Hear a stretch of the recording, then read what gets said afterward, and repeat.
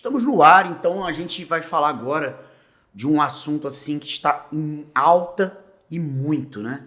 Que é a ansiedade. A gente está aqui com Natasha Saif, uma profissional assim realmente muito empoderada para estar falando isso, principalmente esse assunto quando se refere às mulheres. E eu vou começar aqui, Natasha, com uma pergunta importantíssima, né? Por que a ansiedade se tornou um tema tão presente e especialmente na vida das mulheres modernas? Conta pra gente aí, Natasha. Bom, a gente tem diversos fatores sociais, culturais que envolvem essa temática da ansiedade, né? E as mulheres em si, pela questão também dos diversos papéis que ela exerce como mãe, como profissional, como empreendedora nos dias atuais, isso vai fazendo aquele senso de responsabilidade aumente muito mais, de forma às vezes até exagerada em algumas mulheres, e elas tendem a ser aquelas que muitas das vezes, infelizmente, entram para diversas estatísticas, né?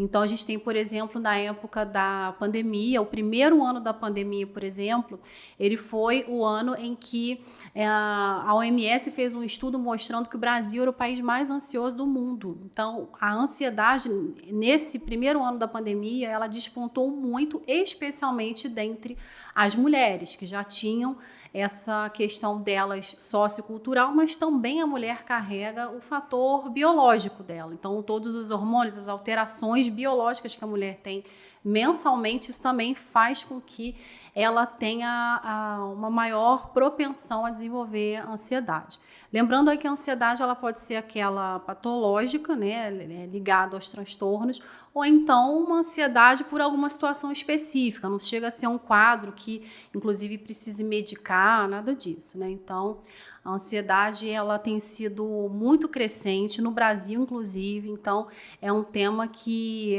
muitos pesquisadores têm se debruçado muito, e no que tange as mulheres ainda mais, né? Por conta dessas especificidades aí das mulheres. Certo. Natasha, isso é muito real para as pessoas, né? É muito comum, muito cotidiano. Então deve ter gente nos assistindo agora que já passou por aquela situação do ciclo, né? Eu não sei se eu posso chamar dessa maneira. Como é que funcionaria esse sistema, esse ciclo de ansiedade? Conta um pouquinho pra gente. O ciclo da ansiedade, ele envolve alguns fatores que a gente fala muito na TCC, né? A terapia cognitivo-comportamental. A gente pensa numa tríade: os pensamentos, as emoções e os comportamentos. Então, tudo que a gente vai viver na nossa vida vai passar por essa tríade. Então, desde o que a gente está começando a pensar, e se eu pensar num exemplo aqui, né, eu vou fazer uma apresentação no meu trabalho, por exemplo. Então, eu começo a ter pensamentos de eu vou falhar. Então, exemplo, é o meu primeiro pensamento que vem: vou falhar. Isso provavelmente vai começar a ativar as minhas emoções com a própria ansiedade, emoções de medo, de angústia, inclusive sensações físicas, né, de suar, dor de barriga, dificuldade de dormir. Então, tudo isso começa a ativar. E o comportamento pode ser um comportamento diferente. Cada pessoa vai ter um tipo de comportamento, mas ela pode olhar para tudo aquilo e encarar, ir lá e fazer a apresentação. Ou outras pessoas podem ficar totalmente paralisadas. Existem diferentes estratégias de enfrentamento. Como que cada uma vai lidar? Então, quando a gente pensa na TCC, a gente pensa em três principais, né, especialmente na terapia do esquema, a gente, né, que são as contextuais da TCC, a gente pensa nas estratégias de enfrentamento. Tem aquela estratégia da paralisação. Então, diante de um mau pensamento, um pensamento falho, que a gente chama de distorção cognitiva, né? Então, diante desse pensamento de que vai dar tudo errado, por exemplo, a gente pensa ali numa paralisação. Então, não vou fazer nada, já que eu vou falhar, então também não vou fazer nada. Então, é um primeiro comportamento frente a esse pensamento. Depois vem estratégias de hipercompensação. É muito interessante a hipercompensação porque a gente acha que a pessoa está bem resolvida, mas às vezes ela não está. Então, na hipercompensação de uma pessoa que se acha incompetente, nesse caso, de achar que ela vai falhar, ela pode chegar lá e fazer uma apresentação super exibida, digamos assim, super extravagante, super diferente, mas na verdade aquilo que ela está tentando mostrar contra, né? Ela está na verdade lutando contra aquele pensamento lá interior que ela tem de que ela é incompetente. Então ela tem que fazer muitas coisas para ela se provar que ela pode ser capaz, mas ela lá dentro dela, através dessa hipercompensação, ela pode estar só reforçando aquela baixa estima que está lá dentro dela, né? Então, a gente tem essa possibilidade aí da hipercompensação também. Então, e o enfrentamento, o próprio enfrentamento de eu fazer alguma coisa seria o mais saudável, né? Ali, diante de uma situação difícil, a gente tem essa possibilidade aí do enfrentamento mesmo da situação, né? Você comentou agora sobre essa questão de... Você falou, porque as pessoas, quando elas estão falando sobre isso na internet, a gente vê assim uma enxurrada de falsos mestres, né? Então, assim, é muito sério, né, o assunto, e é necessário assim, uma intervenção de um profissional, alguém responsável, né? Uhum. Inclusive numa situação aí, como você comentou, esse enfrentamento. Eu queria que você pudesse expor mais para a gente isso daí. Você falou um pouco também de distorções cognitivas. A gente, como o assunto para o profissional é tão claro, e as pessoas às vezes não têm nem noção do que seria isso assim com mais exatidão, né? Se puder conversar um pouco com a gente. Cada pessoa ela tem a sua forma de enfrentar. Então eu posso estar diante desse meu exemplo aqui do trabalho, em que eu tenho que me expor, eu tenho que vencer aquela crença lá dentro de mim de que eu vou falhar, de incompetência. Mas não adianta a gente ter uma fórmula mágica que pode ser consultada no Google dizendo, olha, faça isso. Então, no dia que você tiver medo de falar em público, então você dê 3 pulinhos e bebe água, que vai dar tudo certo, né? Não é bem isso, porque cada pessoa ela vai ter a sua forma de enfrentar. Tem pessoa que não tem força para levantar da cama. Então, como é que eu vou dizer para ela dar 3 pulinhos, por exemplo? Então, cada um vai ter a sua estratégia de uma forma individualizada. Então, não adianta vir uma resposta pronta para todos, né? Igual a nossa alimentação. Não adianta eu dizer que ovo é bom se uma pessoa digere bem e a outra não digere, né? Então, a gente tem que pensar nessa especificidade. E o profissional, ele é aquele que vai mergulhar em um ambiente seguro, ali, criado junto com aquele paciente, ele vai procurar entender qual é o famoso modelo cognitivo, ou seja, quais são os pensamentos, as emoções e os comportamentos que essa pessoa adota hoje. E por que ela adota? Ela tem uma história. Ninguém começou a ter um comportamento do nada, né? Ninguém vem do nada. A gente vem ali com a nossa história. Essa história, ela impacta. Então, a TCC, ela é, sim, uma abordagem que ela se foca no presente, para eu viver o aqui e o agora, né, de eu ter a minha atenção ali, mas a gente não pode jamais desconsiderar o passado da pessoa, porque ele está presente na vida daquela pessoa. Então, enquanto o meu passado ele ainda é muito vivo, ele faz parte do meu presente. Então, a TCC ela trabalha em cima disso para elaborar um plano de trabalho com cada paciente. Então, cada paciente vai ter o seu próprio plano, o seu plano personalizado. Começa lá no famoso diagrama de conceitualização cognitiva. É o modelo de cada um funcionar. Então, a gente faz esse desenho para o paciente e, ao longo do caminho, a gente vai, inclusive, reformulando. Porque, às vezes, eu, como terapeuta, vou olhar para aquela pessoa e eu posso achar que ela funciona de uma forma. Mas às vezes não. Às vezes, com o tempo, eu ali conhecendo, convivendo, vendo como que são os comportamentos, as emoções, os pensamentos, a gente juntos ali também vai reformular todo aquele plano de trabalho. Então, a TCC, inclusive, ela se propõe a ser uma abordagem com início, meio e fim. Não é para o paciente ficar a vida inteira lá. A ideia é que o paciente ele crie autonomia para ele entender como que ele funciona, né? Então, como que é o meu modelo cognitivo? E o que você perguntou também das distorções cognitivas. Todas as pessoas passam, em algum momento na vida, por uma falha nos seus pensamentos, né? Eu brinco dizendo que todo mundo veio com algum defeito de fábrica. Então, a gente sempre tem algum defeito, a gente sempre tem alguma coisa diferente dentro de nós. E é exatamente isso que nós precisamos aprender a identificar. Por isso que o profissional, às vezes, ali do nosso lado, ele vai nos ajudar a perceber coisas que sozinhos, muitas vezes, nós não estamos percebendo. Então, é importante esse acompanhamento para a gente também identificar quais são as minhas distorções. Por que em todo lugar que eu entro, eu acho que eu vou falhar? Por que em todo lugar que eu entro, eu quero ir embora? Por que de toda situação que eu passo, pública, por exemplo, eu acho que eu vou passar mal, né? Então, é importante a gente entender o que está por trás dos meus pensamentos, o que está por trás das minhas emoções. Tudo isso a gente vai identificando e a pessoa ela vai flexibilizando. A ideia da terapia é que ela comece a flexibilizar esses pensamentos falhos. Então, por exemplo, eu vou pegar aqui alguns exemplos com você de distorções cognitivas. São vários tipos de distorções. Um deles é a famosa catastrofização. A catastrofização é aquela pessoa que acha que vai acontecer o pior. Então, eu entrei, por exemplo, num ônibus, eu acho que vai acontecer um acidente a qualquer momento. Então, eu acho que uma catástrofe vai acontecer.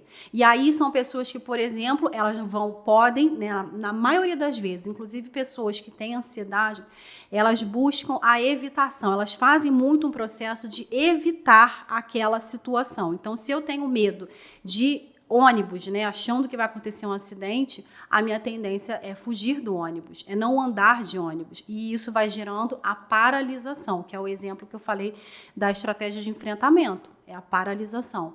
Só que os estudos mostram, né, a gente defende muito isso dentro da TCC, que a principal forma de lidar com uma emoção não é lutar contra ela, não é fugir dela, não é evitar ela, porque parece que ela vai ganhando mais força. Quanto mais eu evito aquilo ali, parece que reforça. Então, tá vendo? Já que eu não estou indo de ônibus, isso significa que é assim que eu me mantenho segura. Já que eu não estou no ônibus, eu me sinto segura. E aí ela nunca vai flexibilizar essa forma de pensar. Isso pode fazer com que ela tenha que, por exemplo, vai andar mais, vai ficar mais cansada. Por exemplo, nesse meu pequeno exemplo aqui do ônibus, né? Pessoas que têm medo de avião podem deixar propostas de emprego em outro país por conta do medo do avião. Então, isso começa a gerar prejuízos para a pessoa. A catastrofização, algo muito ruim que vai acontecer.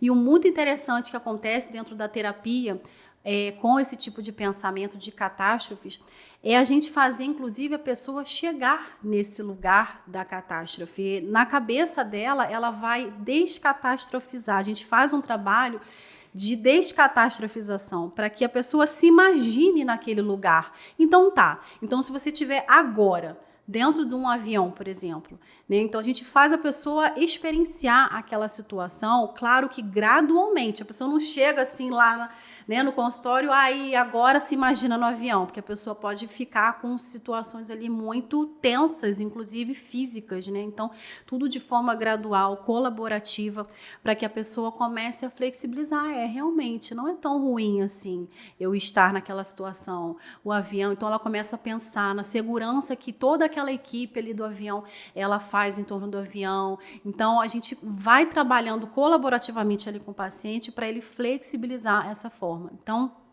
catastrofização, que eu estava falando das distorções cognitivas, é uma forma, então, da pessoa ter esses pensamentos falhos. Outra forma, a distorção cognitiva, por exemplo, é a famosa leitura mental. Sabe aquela pessoa que vira e fala, eu sei que quando eu entrei ali, estava todo mundo falando mal de mim. Eu tenho certeza, né? Então, ela acha que a pessoa pensou dela alguma coisa. E isso faz ela sofrer. Né? Então, a leitura mental é um tipo de distorção cognitiva, por exemplo. Né? E tem outras diversas formas de falhas, né, no pensamento, que a gente precisa trabalhar ali com o paciente ao longo dos atendimentos, né, de todo esse acompanhamento que a gente vai fazendo. Então, as distorções, elas são muito trabalhadas ali no ambiente seguro da terapia. Eu estava assistindo um vídeo seu no canal E você comentou uma coisa muito interessante. Às vezes nas relações, às vezes até de casais, tem muito aquela questão do o tudo ou nada. Sim. E aí eu queria que você pudesse conversar um pouco com a gente a respeito dessa parte aí, o tudo ou nada. E muitas vezes, assim, para o ambiente mental feminino, né? Como é que isso funciona? Como isso às vezes, não sei se é isso, assim, tão torturante, tão pesado, né? É muito comum, é uma outra distorção cognitiva também, no senso comum, muito conhecida como 880, né? Então, aquela pessoa é ferro e fogo. Então, é a pessoa que, para ela, ou é tudo ou é nada, no sentido... Vou dar um exemplo aqui que você falou das mulheres, né? Aquela mulher que chega para o marido e fala, você sempre me esquece lá na hora do meu trabalho. Você sempre esquece de me buscar, por exemplo. Então, às vezes, um dia que o marido esqueceu de buscar, nos outros ele foi lá e buscou, mas um dia que ele esqueceu, você sempre me esquece. Então, ela generaliza, né? Aí pode vir junto com uma outra distorção, que é a generalização. Então, fez uma vez significa que vai fazer todas as vezes, né? Então, geralmente anda muito perto esse tipo de distorção, tudo ou nada, com a generalização também. Então, é importante cada uma se ouvir. Como é que eu também vou identificar que eu tenho essas distorções? Eu também preciso ver o que eu falo. Quais são os meus discursos? É sempre, ou então, nunca. Você nunca me dá atenção. Né? É uma frase, muitas vezes, também muito comum dentre as mulheres. Você nunca presta atenção no que eu estou falando. Você nunca me nota. Né? Então, por que esse nunca? Será que nunca mesmo? Será que não foi segunda-feira que o marido estava mais cansado? Então, a gente começa a ter que olhar para muitos detalhes, né? Para a gente poder flexibilizar o que a gente pensa. Porque, às vezes, a gente está sofrendo por uma coisa que nós estamos interpretando. Isso é muito falado na TCC também. O que é o principal trabalhado dentro da terapia não é a situação em si que te aconteceu, mas como que você interpreta ela. Qual é o significado que você dá? Porque tem pessoas, a gente pega, por exemplo, o Viktor Frankl, que é um autor famoso da logoterapia.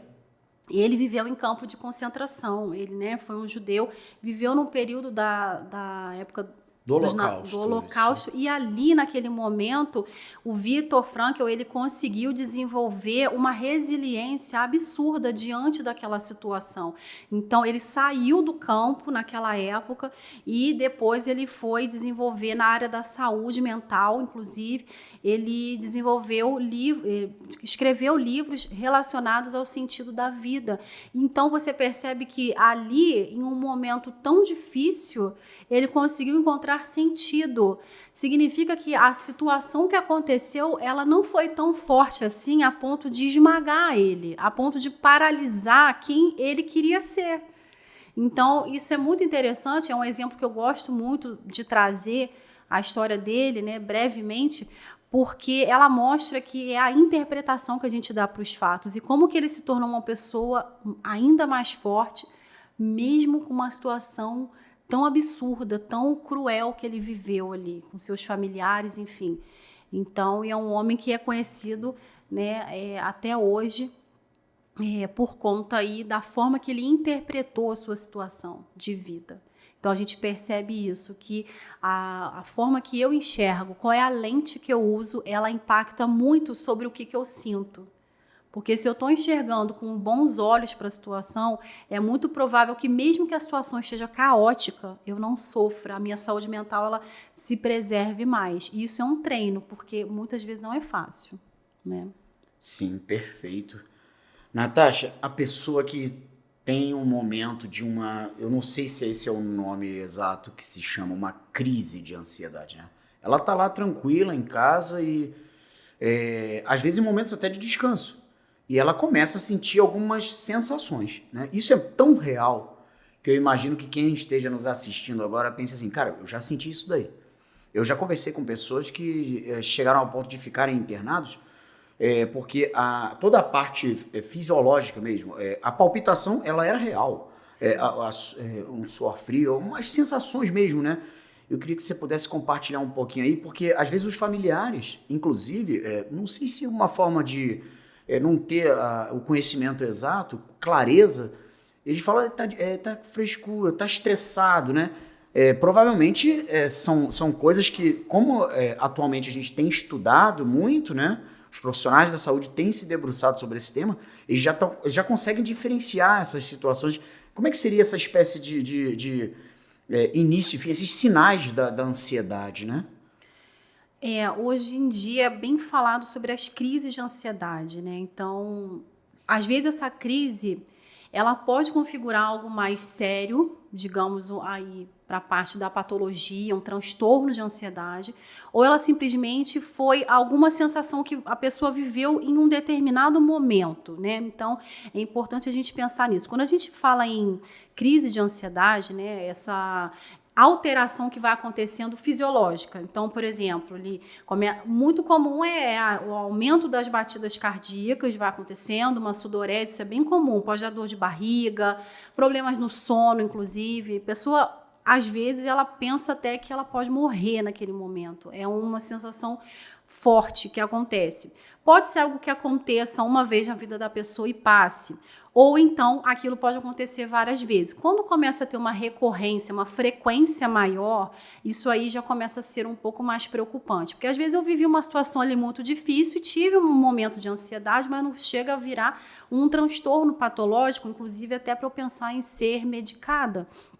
Então, é importante a pessoa observar essa frequência dela. Claro que tudo isso também deve ser sempre com acompanhamento do médico. Quando ela já tem uma frequência maior, o ideal, inicialmente, né, é que ela também procure um médico, um psiquiatra, preferencialmente, para ver essa parte biológica que ela possa estar vivendo, tá? Então, jamais aí pensar numa automedicação para essas questões psicofarmacológicas, né, para esses momentos em que ela tem alguma ansiedade. Mas é importante a gente pensar o quê? Toda essa situação, agora pensando em termos de como que eu lido com isso, né? Se eu estiver vivendo uma ansiedade ali, passando mal, o que eu faço na hora, né? Qual é a minha reação? Primeiro é procurar tentar entender que há uma curva nessa crise. Então, essa curva, ela vai chegar num clímax. Começa ali por volta de 10 minutos a 15 minutos, algumas crises, mas tem crises mais graves que podem, inclusive, passar de 50 minutos de duração. A pessoa pode ficar ali aquele tempo todo ali passando mal.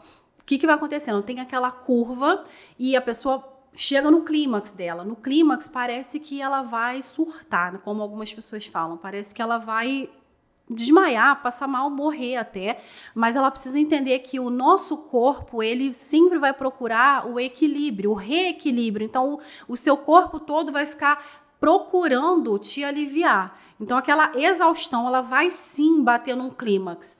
E aí a pessoa precisa entender que isso acontece, procurar suas estratégias de respiração, diafragmática, por exemplo, de momentos até de se isolar se estiver em ambiente social, apertar alguma coisa. Cada um vai ter a sua estratégia de começar a baixar essa curva e essa curva vai voltar ali a reduzir. Então é importante a pessoa visualizar que há uma curva assim, que ela vai ter ferramentas para lidar. Porque, às vezes, isso é muito comum na ansiedade. A pessoa acha que ela não vai ter ferramentas para sair daquele lugar. Então, ela se sente, parece que ela vai ser esmagada. E o objetivo, inclusive, ali de um acompanhamento é que ela veja que ela sim tem as próprias ferramentas. Por exemplo, uma pessoa que tenha uma crise de ansiedade no trabalho, por exemplo, né? Ela queira ir para o banheiro, às vezes apertar alguma coisa, é uma forma dela poder enfrentar aquela situação. Então, ela vai precisar descobrir qual é a forma dela para ela se acalmar, para ela se regular ali, entendendo que há uma curva no seu corpo e depois aquela curva diminui.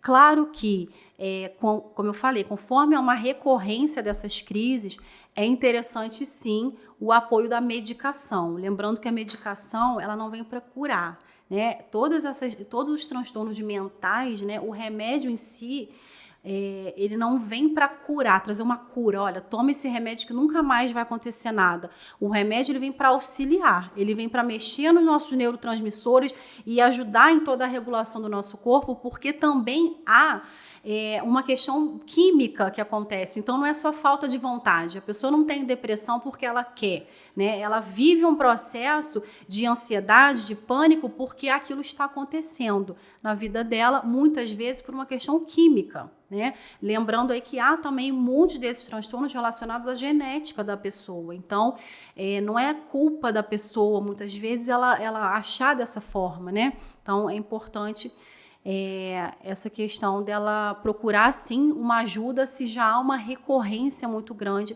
dessa ansiedade, né? Tá, joia. Interessante quando você estava comentando sobre esse momento em que chega no ápice, né? A pessoa tá ali com uma situação em que ela pensa até que vai morrer, né? E você comentou sobre uma estratégia interessante sobre a questão da respiração, né? E eu, assistindo num vídeo seu, achei interessante sobre a questão do tempo da preocupação, né? O que é isso? Na hora assim, eu fiquei um pouco assim, porque é um assunto muito interessante, então eu queria me debruçar sobre isso. Eu sei que você pode falar pra gente numa linguagem que a gente possa entender, já começar a identificar estratégias, né?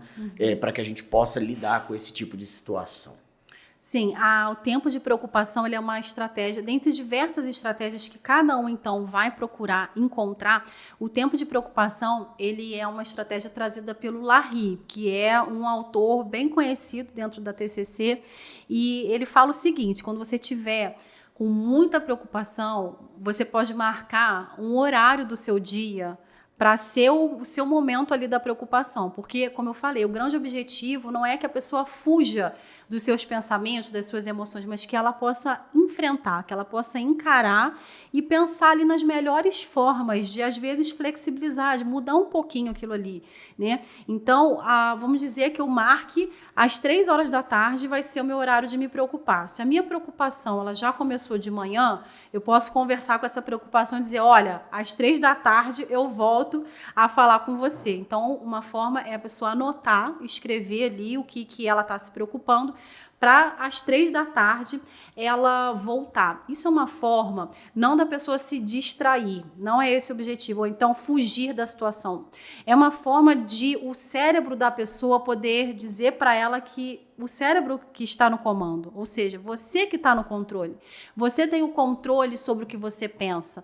É só uma estratégia para a pessoa lembrar que ela não está tão submissa à ansiedade assim. Ela não é dependente ali do medo. Então, é uma forma dela tomar, como dizem no senso comum, a rédea. Ela toma ali novamente a rédea da situação. Ela se vê como autora, protagonista dos seus pensamentos. Espera aí, vamos controlar isso aqui. Eu não quero ficar pensando isso. 3 da tarde eu volto a pensar nisso aqui. Então, essa é uma estratégia. Eu falei aqui também da respiração diafragmática, que também é amplamente utilizada. Mindfulness também. Tem diversos estudos já mostrando a eficácia da utilização do mindfulness. Inclusive, eu vi há pouco tempo uma pesquisa que fizeram com grávidas, né, que não poderiam tomar medicação para ansiedade durante a gestação. E foi feito um trabalho muito forte de mindfulness com elas. E elas conseguiram aliviar diversos dos sintomas que elas sentiam de ansiedade durante a gestação sem a medicação.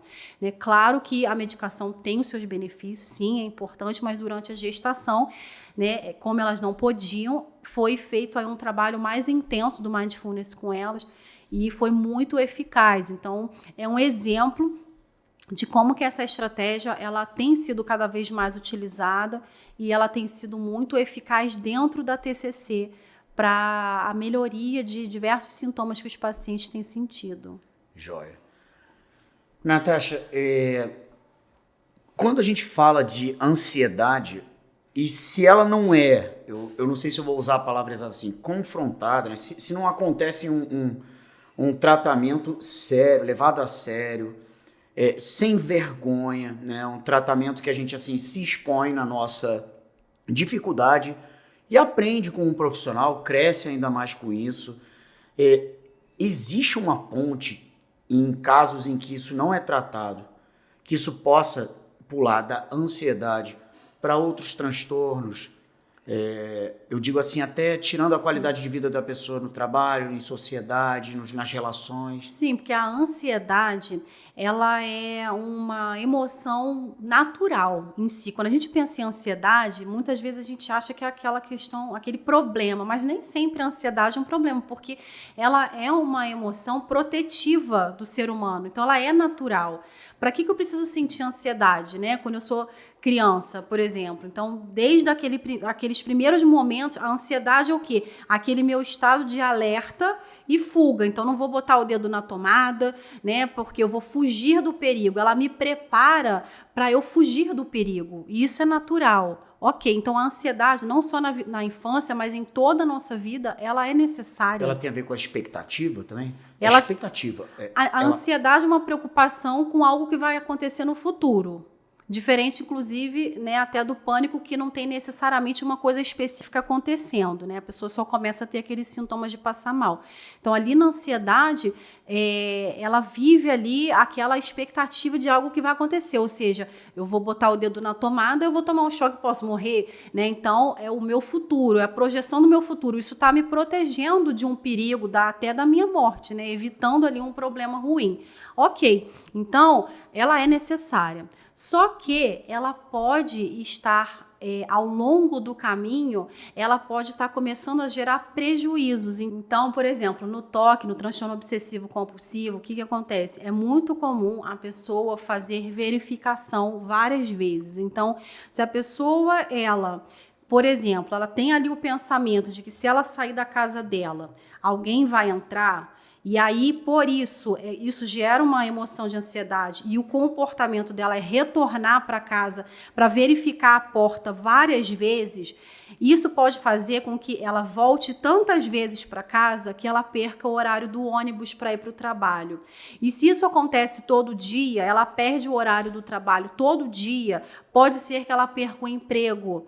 E aí também entram outros fatores. Pode ser que ela chegue lá no trabalho depois, né, e ela tenha comportamentos antissociais com as pessoas, se encostarem nas coisas dela. Então ela começa a criar provavelmente alguns comportamentos que podem prejudicar a vida social dela.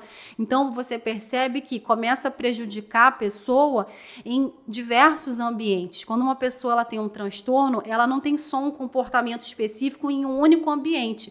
Geralmente ela começa a apresentar aquele comportamento em mais ambientes. Então é no trabalho, quando a gente está falando de um adulto, a gente está falando do trabalho, da família, da vida com o cônjuge. Então estamos pensando em outros locais também que aqueles comportamentos também se manifestam. E aí começa a se perceber que há um prejuízo em cada um desses ambientes. Assim começa a haver sinais para um possível transtorno, né? Um transtorno psiquiátrico que também vai depender de um período, ou seja, a pessoa não fez aquilo ali só um dia, ela fez aquilo durante um período determinado, inclusive lá no DSM-5-TR, para cada transtorno vai ter ali um período mínimo de que aquele comportamento esteja se repetindo para configurar um transtorno. Lembrando que aí a maioria deles, ela entra com uma combinação tanto da psicoterapia, do trabalho ali com o psicólogo, também no trabalho do psiquiatra através da medicação. Então a medicação muitas vezes também está presente. Perfeito. Natasha, você falou aí da TCC, é a terapia, né, voltada aí para a gente entender que algo está sendo feito de uma maneira muito profissional. Sim. E as pessoas estão aproveitando esse modelo, a TCC, para ter qualidade de vida, crescimento, né? E finalmente, eu não sei se esse termo eu poderia usar, saúde mental, sim, né? Uhum. Como é que funciona essa terapia, o TCC? E uma pergunta que às vezes eu fico pensando, essa pessoa um dia vai ter alta? A terapia é para sempre?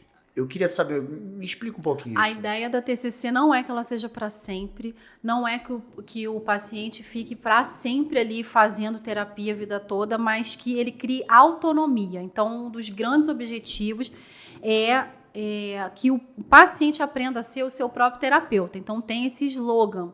Então, a TCC busca que o cliente, o paciente, ele cria ali as suas próprias estratégias de enfrentamento às situações. Então, ele já sabe quais são as situações que podem desequilibrar os pensamentos, as emoções e os comportamentos. Sabendo disso, então, quais são os novos comportamentos, pensamentos e emoções que eu posso adotar para ter mais qualidade de vida. Então, a gente vai trabalhando tudo isso de forma colaborativa, há um planejamento das sessões, e esse planejamento ele é colaborativo. A gente senta com o paciente, pergunta quais são suas metas, quais são seus objetivos, o que hoje faria sentido para você trabalhar, e nós vamos trabalhando tudo isso juntos, num ambiente seguro, acolhedor, esperando que aquele paciente possa se sentir confortável para ir no tempo dele, flexibilizando. Claro que a gente não quer que ele fique para sempre, por isso que há o início, o meio e o fim da terapia. A gente dá a alta, né, faz a prevenção de recaídas para ele saber, inclusive, o que ele faz ali em momentos difíceis, porque ninguém está isento a, depois que encerrar a terapia, nunca mais acontecer nenhuma situação adversa. Pode sim acontecer, mas ele vai estar mais empoderado, ele vai saber mais o que fazer naquela situação. Então, esse é um dos grandes objetivos da TCC. Então, sim, trabalhar ali com aquele paciente para que ele caminhe com qualidade. Joia, maravilha. Natasha, eu queria que você pudesse, olhando ali para aquela câmera, né, pudesse transmitir qual é a sua mensagem para a mulher que nos ouve e que se identificou com esse tema. Talvez ela precise de ajuda, talvez precise de apoio. Então, qual seria essa mensagem que você traria para essa mulher que nos ouve, que se identificou com o assunto ansiedade?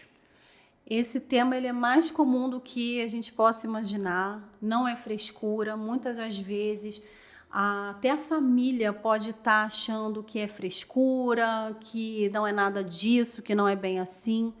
Mas eu quero dizer para você que, de fato, não é vergonha pedir ajuda. Às vezes você está há anos carregando essa situação.